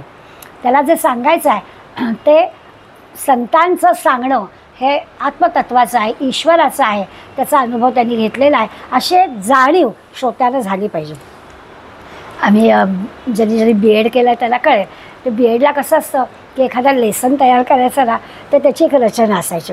हे जो काय आपल्याला धडा शिकवायचा आहे त्याची प्रस्तावना करायची, मुलांकडून तो विषय जाणून घ्यायचा, आपलं हेतुकथन काय, अशा एक 7-8-10 आम्हाला हे दिल्या. आता अशा पद्धतीने सगळं सिलॅबस घ्यायचं म्हटलं ना तर एका वर्षात नाही होणार. तर आपलं लेसन पुरतं ठीक आहे, 1-2 पानं शिकवायचे आणि त्याच्यावरती आमची परीक्षा व्हायची, आम्हाला त्याच्यावर मार्क मिळायचे. तर त्याच्यासाठी त्यांनी दिलेल्या ह्या सगळ्या कर्मांनी जाणं बरोबर आहे. परंतु हे दरवेळेस नाही शक्य होत. शिक्षक असलेल्यांना कळेल माझा मुद्दा. तर आम्हाला माहिती असतं पण ते त्या दिवशी पुरतं करायचं, बाकी एरवी आपल्याला पाहिजे तसं शिकवायचं. तसं ते सांगतात की आपण जो वक्ता असतो तर त्यांनी प्रामाणिकपणानं पवित्रपणानं वगैरे वगैरे सांगितलं. त्या श्रोत्यांमधला कुठला विषय कसा सांगायचा त्याची रचना त्यांनी ठरवली पाहिजे. परिणाम काय आहे तो आपल्याला कळलं की झालं. तो विषय त्यांना कळला पाहिजे, त्या वेळेत कळला पाहिजे. एक समास 1 तासात व्हायला पाहिजे, नाहीतर होणारच नाही ग्रंथ कधी पुरा. म्हणून ते आपल्याला सांगतात की कुठल्या वक्त्यांनी कशा पद्धतीनं हे करावं.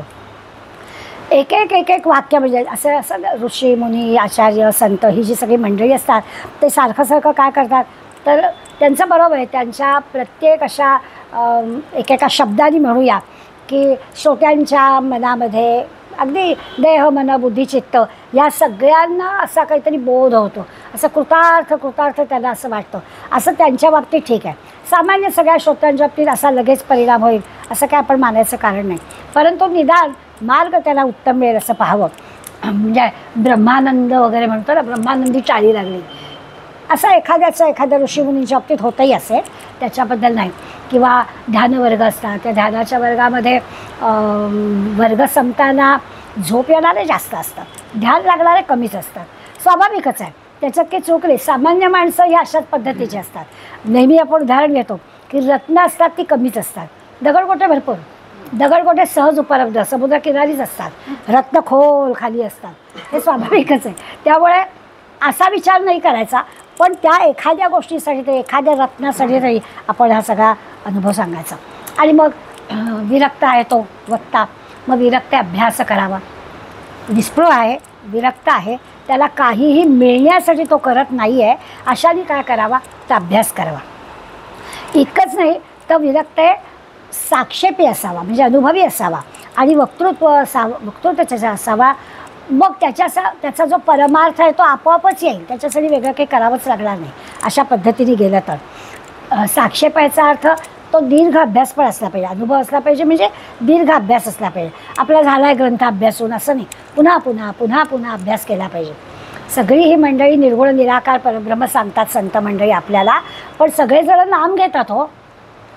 याच्या मागचं कारणच आहे की त्यांनी रोज अभ्यास करायला सांगितलंच आहे. मग त्यांनी नाही अभ्यास केला तर त्यांच्या सांगण्याचं कोण ऐकणार. आपण जर अभ्यास करायला हवा तर त्यांनाही तो अभ्यास करावा लागतो. त्यामुळे दीर्घोद्योग करावा, त्यांनी पण अभ्यास करावा. आणि हा जो परमार्थ मुठभर लोकांपुरता राहिला असला समजा, तर तो लोकांपर्यंत पोचवावा. झालं खरं असं की परमार्थ करणारी मंडळी थोडीच आहे, आणि म्हणून मग थोडी असल्यामुळे त्याचं आपण भजनं करावे, पण लोकांना पण भजनाला लावावे, हे पण त्यांनी आपल्याला सांगितलं आहे. त्यामुळे असा जो परमार्थ मोडकळीस आलेला आहे, खरं आहे ना. पैसे देऊन दुसऱ्याच्या दुःखाने रडणारे सिनेमाला जातात की हो 3-3 तास, पण 3 तास मंदिरामध्ये पैसे पण लागत नाहीत तरी येत नाहीत. सगळीकडला हिशोब चुकीचा आहे. तिथे मेरा ते किती वेळाचं आहे हो, म्हणजे 11:30 सुरू 11:30ला संपेल ना, अरे तिकडे 3 तास आणि इथे 1 तासापेक्षा झालं ना, मग मी निघू का आता जरा. काय घाई असते कळत नाही. तिथे पैसे द्यायचे असतात, तिथे दबळी द्यायची नसते. तिथे तो जे काही पडद्यावरचा आहे, ओळखीचा नाही आहे, पायखीचा नाही आहे, पण त्याच्या दुःखाने रडायचं. आणि इथे छान दिसतंय भगवंत समोर आणि तरी देखील चेहऱ्यावर आमच्या हास्य येत नाही. काय म्हणावं याला. हे जे काही आहे हे बदललं पाहिजे, आणि हे बदलायचं असेल तर ते आपणच बदललं पाहिजे. त्या वक्त्याबद्दल समर्थाने एक असं वक्त्याचं कुटुंब तयार केलं आहे. छान गंमतशीर वक्त्याचं आहे. वक्त्याचं कोणते कोणते गुण असायला पाहिजे, त्या गुणांचं कुटुंब आहे. मग वक्त्याला काय असलं तर त्याचं जे ज्ञान आहे, त्याचं जे ध्यान आहे, तो म्हणजे त्याचा वडील आहेत. त्याच्याजवळचं ज्ञान हे जणू काही त्याचे वडील आहेत. ते असलंच पाहिजे ज्ञान, वडिलांकडून ते घ्यायचं आहे आपल्याला. त्याचा जो अभ्यास आहे, त्याचं जे काही विद्वत्ता आहे, ती सगळी म्हणजे त्याचे जणू काही जन्मदाते वडील आहेत, असं त्यांनी त्या वक्त्याचं कुटुंब तयार केलं आहे. दुसरं म्हणाले त्याच्या अंतःकरणामध्ये आईसारखं, अहिंसा शब्दाचा आपल्याला अर्थ कळलेला आहे आता, तर ती अहिंसा त्याच्यात असली पाहिजे, म्हणजे माते समान असली पाहिजे. कुणाहीबद्दल वैरभावच नाही. आता अहिंसा शब्दाचा अर्थ भगवंतांनी आपल्याला सांगितलेला आहे. आपण हिंसा आणि अहिंसा शब्दांचे अर्थ लक्षात घेतले तर कळेल. हिंसा म्हणजे आपण ठार मारणं, तर ते आपण कधीच करत नाही कोणाबद्दल. आम्ही हिंसा करतच नाही. अहो त्या मुंगीला डासाला मारलं तरी पण वाईट वाटतं. फार तर आम्ही हाकलून देऊ पण मारणार नाही, असे आम्ही माणसं. त्यामुळे हिंसा शब्दाचा अर्थ विचार घेतला तर आम्ही करतच नाही. अहिंसा आम्हाला माहितीच आहे, आम्ही अहिंसकच आहोत, कारण आम्ही मारतच नाही कोणाला. पण हे अर्थ नाहीच आहेत, हे झाले शब्दार्थ. पहलगामला हिंदू लोकांना तू हिंदू आहेस का म्हणून मारलं, ही हिंसा आहे. पण अशा लोकांना सोडून देणं पण हिंसा आहे. अशा लोकांना ठार मारणं ही अहिंसा आहे. वाईट गोष्ट करणाऱ्याला ठार मारणं ही हिंसा नव्हेच. श्रीकृष्णाने अर्जुनाला पटवून दिलं की तुला हे युद्ध करायचं आहे, कारण ही तू हिंसा करत नाही आहेस, उलट ज्यांना सोडून दिलं असतं ते हिंसा आहे. आता हा जो शब्द आहे तो मातेशी लावला आहे त्यांनी, की माता कशी आहे, तर माता हे दोन्ही आपल्याला शिकवत आहे. मातेचा विचार कर म्हणून त्यांनी वक्त्याची माता कोण, तर वक्त्याचं असणारा अहिंसा हा जो गुण आहे, जो आत्ता सांगितला की वाईटाचं छेदन करायचं आणि चांगलंच ठेवायचं, ही जी गोष्ट आहे ती आई शिकवते. आणि म्हणून वक्त्याची माता म्हणजे अहिंसा. भाऊ म्हणजे ब्रह्मचर्य. अध्यात्म नको मध्यात्म नको. कुटुंबामध्ये वाद केव्हा होतात, कोणी कोणी हल्ली म्हणालं एकच मुलगा बरा, उगाच ते असते किती आपली इस्टेट, पण त्याच्यात वाद होतात 2 मुलं असली की. मग हल्ली पालकच जाते एकच आहे ते बरं आहे म्हणतात. आता काय म्हणावं, याचा अर्थ सगळ्यातून विरक्ती असली. ब्रह्मचर्य म्हणजे भाऊ काय डोकं लावून हे केलेलं आहे की कुटुंब केलं आहे. वक्त्याचं कुटुंब कसं, तर त्याचं ब्रह्मचर्य भाऊ. पत्नी म्हणजे शांती. मला वाटतं याचं काही फार स्पष्टीकरण द्यायची आवश्यकता नाही. अनासक्ती म्हणजे भगिनी, स्वतःची वेळ, काहीही आसक्ती नाही. नुकतीच राखी पौर्णिमा झाली आहे, त्यामुळे आपल्याला हा शब्द लगेच कळेल की भावाचं जे प्रेम असतं त्याच्यामध्ये जराही बहिणीवरच्या प्रेमाला किंवा बहिणीचं भावावर असणाऱ्या प्रेमामध्ये काही त्या भावाने मला द्यावं याच्यासाठी ती राखी बांधत नाही, किंवा भावाकडनं काही मला मिळावं म्हणून काही आपण राखी बांधून घेत नाही. अशा पद्धतीचा राखी पौर्णिमेचा किंवा भाऊबीजेचा विषय असतो. त्यामुळे खरं त्या वक्त्याची बहीण म्हणजे अनासक्ती, त्याचा जो अनासक्ती हा गुण आहे ती म्हणजे त्याची बहीण आहे असं त्यांनी म्हटलं. त्याचा जो पुत्र म्हटला तो विवेक वृत्ती, विवेकाने वागावं. विवेक शब्द तर आपण वारंवार पाहतोय समर्थांचा लाडका, त्यामुळे तो शब्द की कुठे आपल्याला थांबावं कळलं पाहिजे. तो विवेक म्हणजे त्याचा मुलगा आहे, क्षमा म्हणजे त्याची कन्या आहे, आणि सत्य म्हणजे त्याचा मित्र आहे. असं त्याचं कुटुंब आहे. सगळे गुण म्हणजे जणू काही त्याचं एक कुटुंब आहे अशी एक संकल्पना मांडली, मला फार आवडली म्हणून आपल्यासमोर सांगितली. आता हे सगळं पाहिलं तर तो वक्ता कसा असायला हवा. सर्वच्या सर्व 26 गुण भगवंतानी जे दैवी गुण आपल्याजवळ देऊन पाठवले आपल्याला, ते सगळे त्या वक्त्याजवळ असायला हवेत असं आहे. आणि मग स्वाभाविकच याचा अर्थच असा आहे की सगळ्या विषयांपासून किंवा सगळ्या भोगांपासून तो दूर राहायला पाहिजे. हे पण हवं आहे, ते पण हवं आहे, असंच हवं आहे, असं नसलं तर मला जमणारच नाही, अशा गोष्टी त्याला चालणारच नाही. संस्कृतमध्ये मुले कुठारहा असं म्हटलं आहे. कुठारा म्हणजे कुऱ्हाडीचा घाव घालायचा. कुठे मुळावरच घाव घालायचा. म्हणजे जसं म्हणतात ना की अग्नीला नुसता स्पर्श झाला तरी त्याचं काम तो करणारच, भाजायचं ते भाजणारच, चुकून असू दे ना काही असू दे, पण तो अग्नीचं काम करणारच. तसं म्हणे आहे की आपल्याला त्या विषयांवरती मुळातच कुऱ्हाड घातली पाहिजे. हे होईल, संपतील काहीतरी, म्हणजे अशी जी काही वासना वाढणारी असते माणसाची, त्या वासना कधीतरी संपतील असं नाही. समर्थ सांगतात वक्त्यांनी आपल्या वासनांच्या आपल्या भोगांच्यावर मुळातच कुऱ्हाड घालून टाकावी. लोकमान्य टिळकांच्या चरित्रामध्ये एक प्रसंग आहे. एकदा ते नागपूरला गेले होते आणि त्यांचे एक दादासाहेब खापर्डे नावाचे अगदी जवळचे मित्र होते, त्यांच्याकडे गेले होते. आणि दादासाहेब खापर्डे संगीतातले ज्ञानी होते आणि नागपूरमध्ये एक छान त्या दिवशी रात्री मैफिल होती गाणाऱ्यांची. तेव्हा दादासाहेब म्हणाले लोकमान्याला, आज आपण त्या मैफिलीला जाऊया, तुम्हाला आवडेल. खरं तर लोकमान्याला पण संगीतातलं ज्ञान होतं, त्यामुळे पाहुणे गेलेले आहोत, मित्राकडे गेलो. कल्पना करून बघा सामान्य तुमची आमची काय रिॲक्शन होईल. तर आपण मित्राकडे गेलो आहे, चांगला तर कार्यक्रम आहे, आपल्या आवडीचा आहे, आपल्या मित्राला माहिती आहे, आणि म्हणून दादासाहेब त्यांना आग्रह करायला लागले. तेव्हा लोकमान्यांनी नाही म्हटलं की नाही मी काही येत नाही. पुन्हा दादासाहेब, अरे तुला आवडेल, तू चल, तुला आवडेल, फार सुंदर शास्त्रीय संगीताचा कार्यक्रम आहे, तू अगदी एकदम रिलॅक्स होऊन जाशील, एवढे मोठे प्रश्न तुझ्यासमोर आहेत, तर तुला तिथे गेल्यावर बरं वाटेल, तू चलच, असं दादासाहेब पुन्हा आग्रह करायला लागले.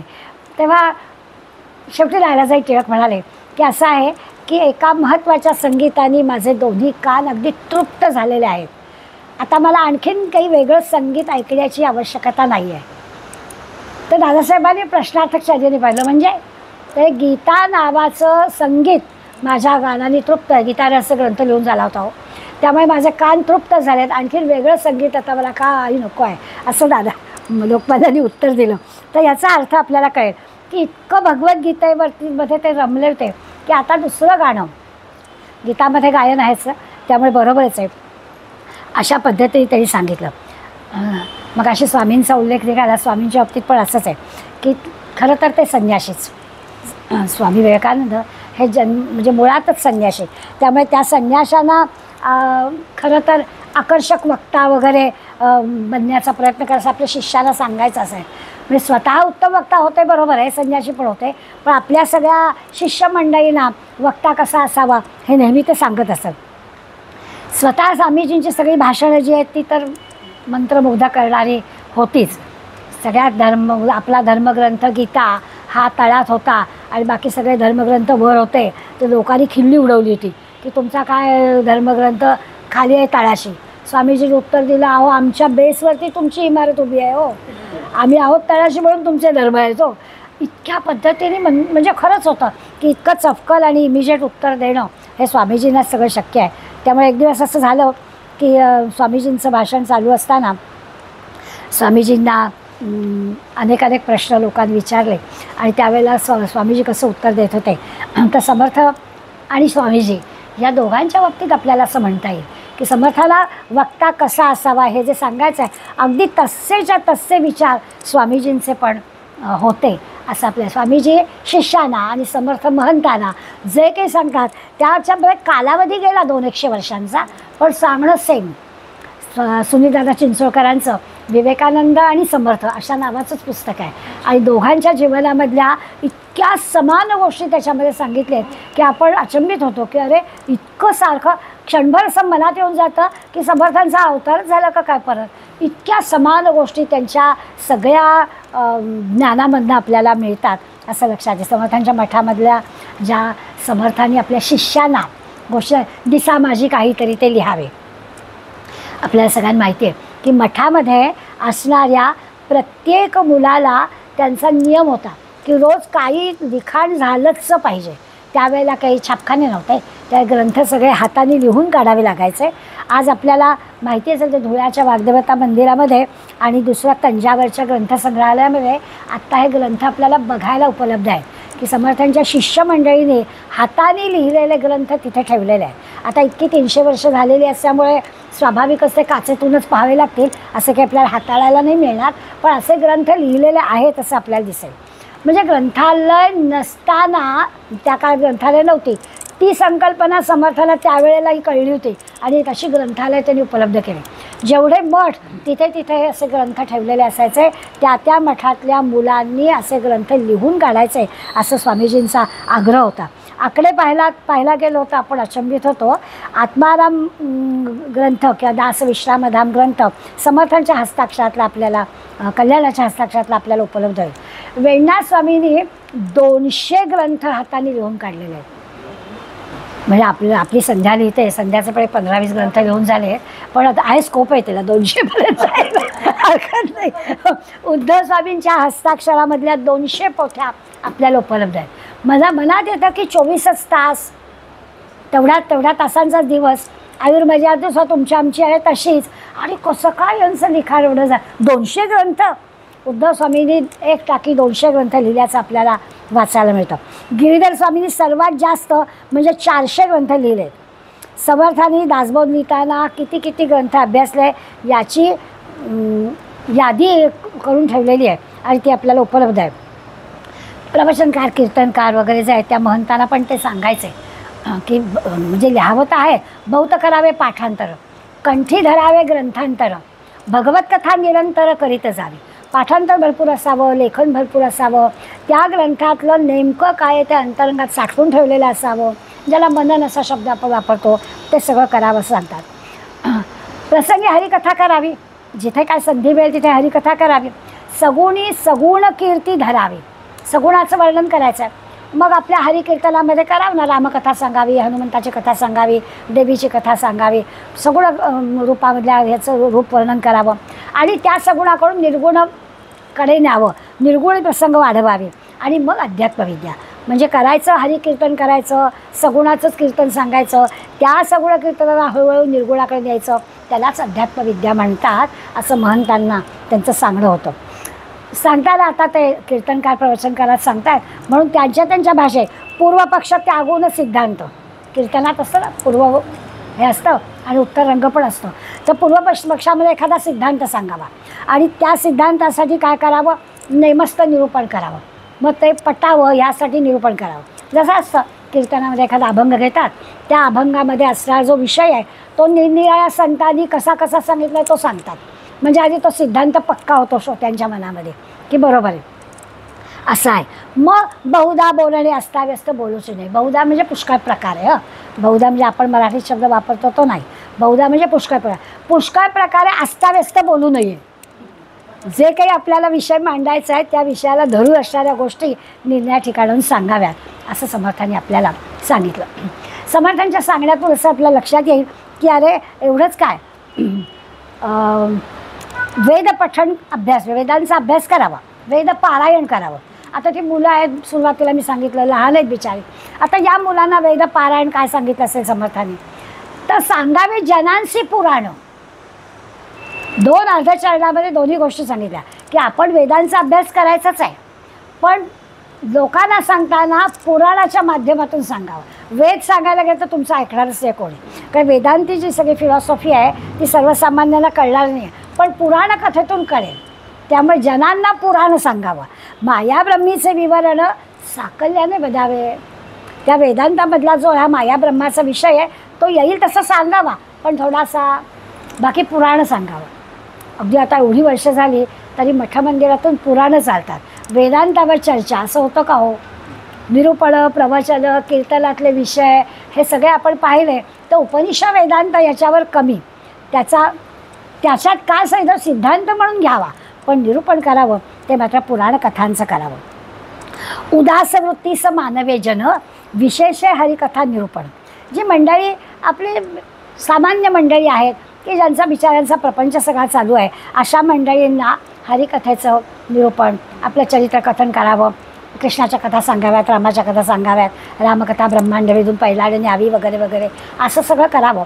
परंतु फार वेदांत सामान्यपणानं सांगायला जाऊ नये.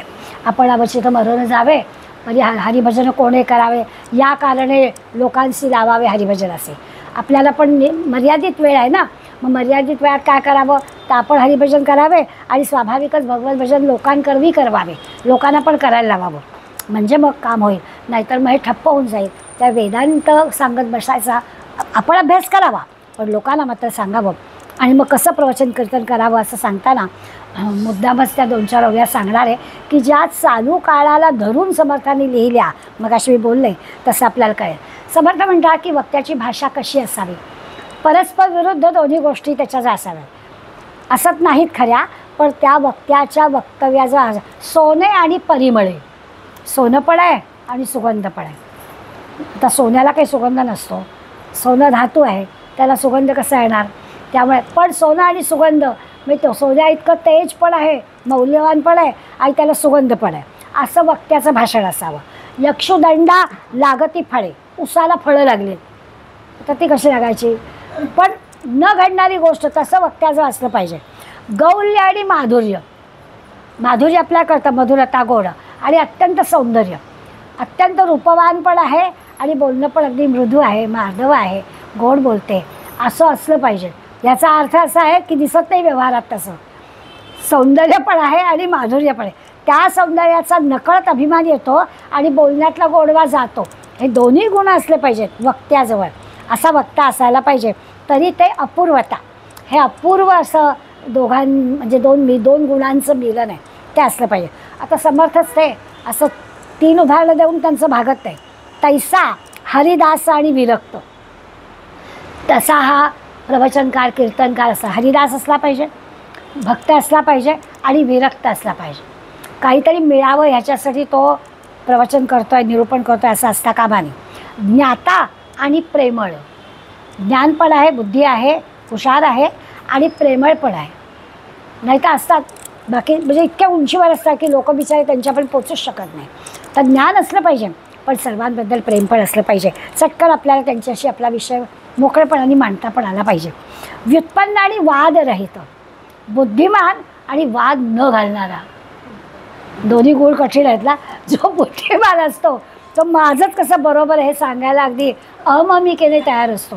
त्या समर्थ म्हणतात असं नाही, तो बुद्धिमान पण आहे आणि अगदी सुसंवादी, जे काय असेल ते गोड शब्दात सांगतो आहे. तैसी हे ही अपूर्वता, 3 गुणं जे आपल्याला एकत्र मिळूच शकत नाहीत असे सांगतायत. रागज्ञानी तालज्ञानी, समर्थ स्वतः संगीत जाणकार होते ना, त्यामुळे यातलं उदाहरण आलंच पाहिजे की रागज्ञान असलं पाहिजे, तालाचं ज्ञान असलं पाहिजे, हे बरोबरच आहे. सकळ कला ब्रह्मज्ञानी, सगळ्या 14 विद्या 64 कला असायला हरकत नाही, ब्रह्मज्ञान पण असलं पाहिजे. पण निराभिमानी वर्तेजनी, या कसल्याचा अभिमान न येता जो लोकांमध्ये वर्तन करतो, वावरतो, तरी हेही अपूर्वता.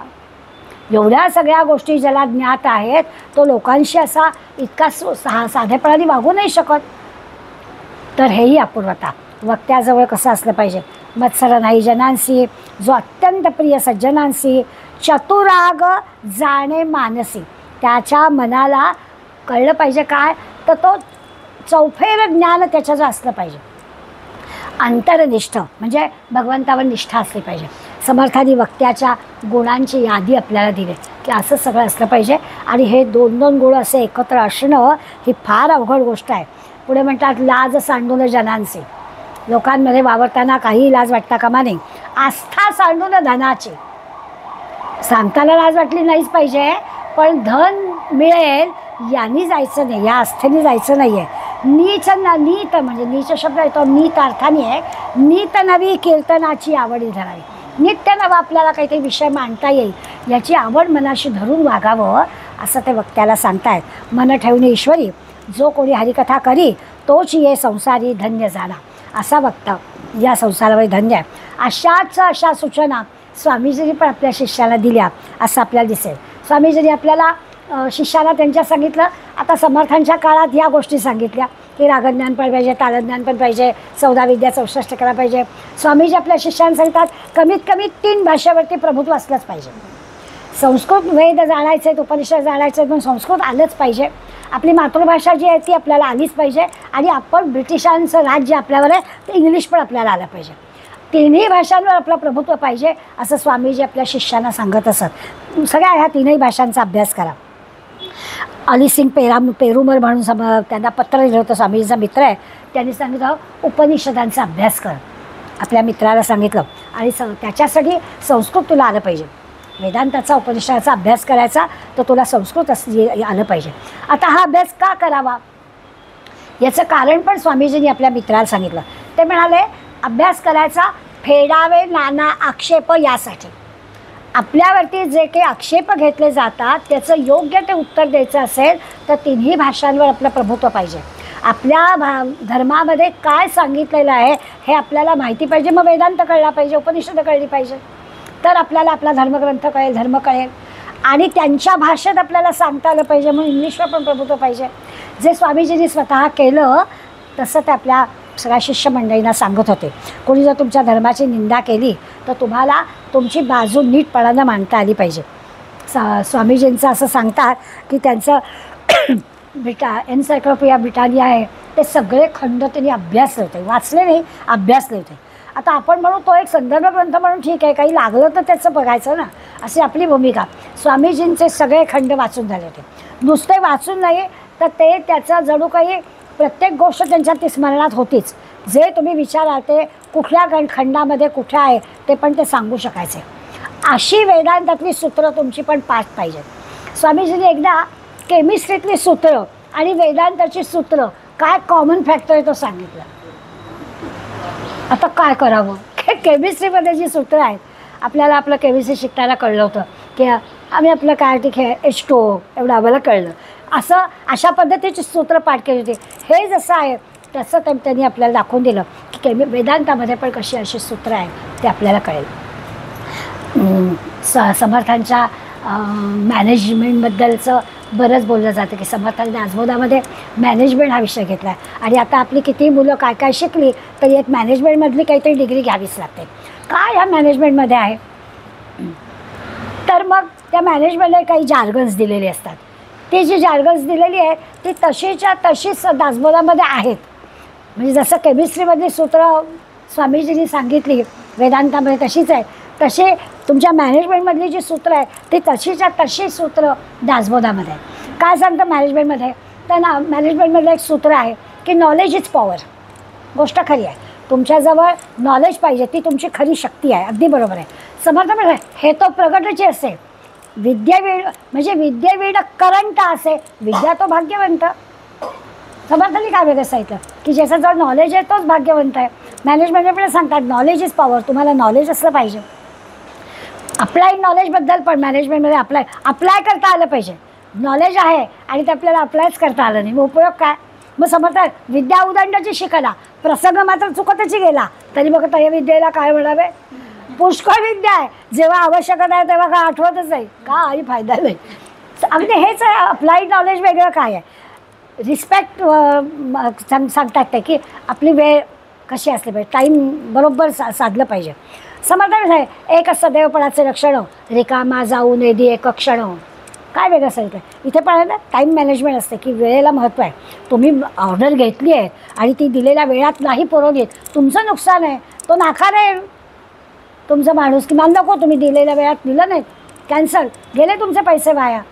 मग हेच सांगितलं समर्थाने. वेगळं काय सांगितलं?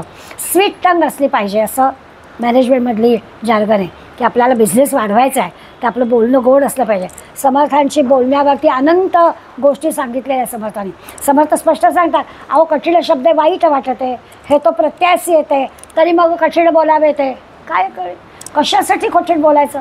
आपल्याला अशी चिमोटा घेताना तेडे जीव कासावीस झाला, आपुल्यावरून दुसऱ्याला पाहत जावे असं समर्थ सांगतातच. त्या भाषा कशी गोड असावी, मृदू वचनच असलं पाहिजे हे जार्गननी सांगायची आवश्यकता नाही, आम्हाला समर्थांनी आधीच सांगितलेलं आहे. बिझनेसमध्ये एक असं असतं की काही गोष्टी लाँग टर्ममध्ये बघायच्या असतात. आत्ता या क्षणाला कदाचित आपल्याला फायदा नाही आहे, पण 2-5 वर्षांनी या गोष्टीचा आपल्याला फायदा होणार आहे, तर बिझनेसवाले आत्ता ती गोष्ट करतात. त्याला ते लाँग टर्म थिंकिंग म्हणतात की पुढे काय होणार आहे याचं करतात. समर्थ आपल्याला सहज सांगतात, परनाळी पाहून उचले, जीवसृष्टी विवेके चाले आणि पुरुष होऊन भ्रमले, याचे काय म्हणावे? तुम्ही तर माणूस आहात, तुम्हाला तर पुढलं कळलंच पाहिजे. अहो ती पानावरची आळी, पान कुठे संपतं तिला कळतं बरोबर, ती मागच्या बाजूला जाते, पडत नाही खाली, ती बरोबर जाते. मग तिला हे कळतं तर पुरुष होऊन भ्रमले, आम्ही चुकलो असं का म्हणावं? तर ही जी काही गोष्ट आहे ती बरोबर लाँग टर्म आहे की आता पुढं काय आहे, पुढं काय आहे कळलं पाहिजे. हीच गोष्ट आपल्याला मॅनेजमेंट शिकवते. काही गोष्टी असतात की लाँग रेंज थिंकिंग करावं लागतं की लगेच नाही, काही वर्षांनी कदाचित ह्याचा उपयोग होईल. जसं अक्रोडाचं झाड लावावं, आपल्याला नाही मिळणार कारण ते काहीतरी 70 वर्षांनी म्हणे मिळतात अक्रोड. पण ठीक आहे 70 वर्षांनी मिळतील ना, आत्ता आपण खातोय ते कोणीतरी 70 वर्षापूर्वी लावलेत ना, हा विचार हवाच ना करायला. त्यामुळे हे जे काही ते लाँग रेंज प्लॅनिंग करावं लागतं. एखाद्या बिझनेसमनला नंतर काय होणार आहे याचा विचार करावा लागतो. समर्थांनी म्हणून असावी दीर्घ सूचना, अखंड करावी चालना, पुढील होणारा अनुमाना आणून सोडावे. किती गोष्टी समर्थाने आपल्याला दिल्या. तर तसं मॅनेजमेंटमध्ये आत्ता लागणाऱ्या गोष्टी आपल्याला दाखवतात.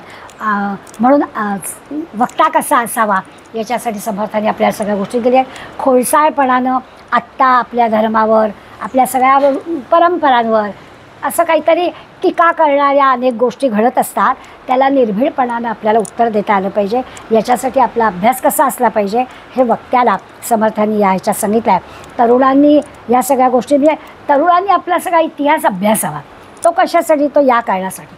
स्वामीजींना मनापासून असं सारखं वाटेल की आमचा सगळा इतिहास ब्रिटिशांनी जो लिहून दिला आहे तो आम्ही मुलांना शिकवतो आहे. आता आपण आत्ता गेल्या 10 वर्षात हे सगळं जागरण आपल्याला झालेलं आहे. आपल्याला आत्ता कळतं. आम्हाला जे इतिहासात सांगितलं गेलं तेच आम्हाला खरं वाटलं, पण तो सगळा इतिहास आम्हाला ब्रिटिशांनी लिहून दिलेला आम्हाला कळला. जो कोणी सांगत होतं, लोकमान्य टिळक जे सांगत होते किंवा RSS गेले 100 वर्षाचे सांगत आहे त्याच्यावर आम्हाला ते खरं नाही वाटलं. शाळेत काय शिकवलं जातं ते आम्हाला खरं वाटलं. आणि त्यामुळे शाळांमधून शिकवलेला जो इतिहास आहे त्यांनी विद्यार्थ्यांची म्हणजे गेल्या काही पिढ्यांची मनं कलुषित झाली. आणि त्या कलुषित मनामुळे स्वामीजींना खरंच दुःख व्हायचं की हे सगळं कसं बदलणार. त्यांच्या परीनं त्यांच्या पद्धतीने त्यांनी खूप बदल केला. आणि तो बदल करण्यासाठी आज ज्या वक्त्याला सूचना दिलेल्या आहेत त्या सगळ्या सूचनांचं पालन स्वामीजी काय केलं समर्थक आहे हे आपल्याला सांगतायत की भरपूर आपण अभ्यास करावा, अगदी निस्पृहतेनं तो लोकांपर्यंत मांडावा आणि शाळे करून सोडावे सकल जन, सगळ्या लोकांना शाळं करून सोडावं असा एक विचार समर्थांनी महंताच्या निमित्तानं आपल्याला या समासात सांगितलेला आहे. त्यामुळे सगळ्या शंकांचं निरसन होईल. लोकांचे जे काही आडाखे बांधलेले असतात त्या आडाख्यांना नीटपणानं उत्तर मिळेल अशा प्रकारचा अभ्यास वक्त्याचा असला पाहिजे अशी इच्छा समर्थांनी या समासात व्यक्त केली. त्यामुळे छान मुळातला समास वाचलात की आणखी आपल्या लक्षात येईल. तव स्मरण संतत स्फुरणदाय माघडो, त्वदीय गुणकीर्तन ध्वनी सुरम्य कर्मी पडो, स्वदेश हित रक्षणा विनदुजी कथा नावडो, तुझ्या समहिया मुची तनु हि देशकारी पडो. जय जय रघुवीर समर्थ.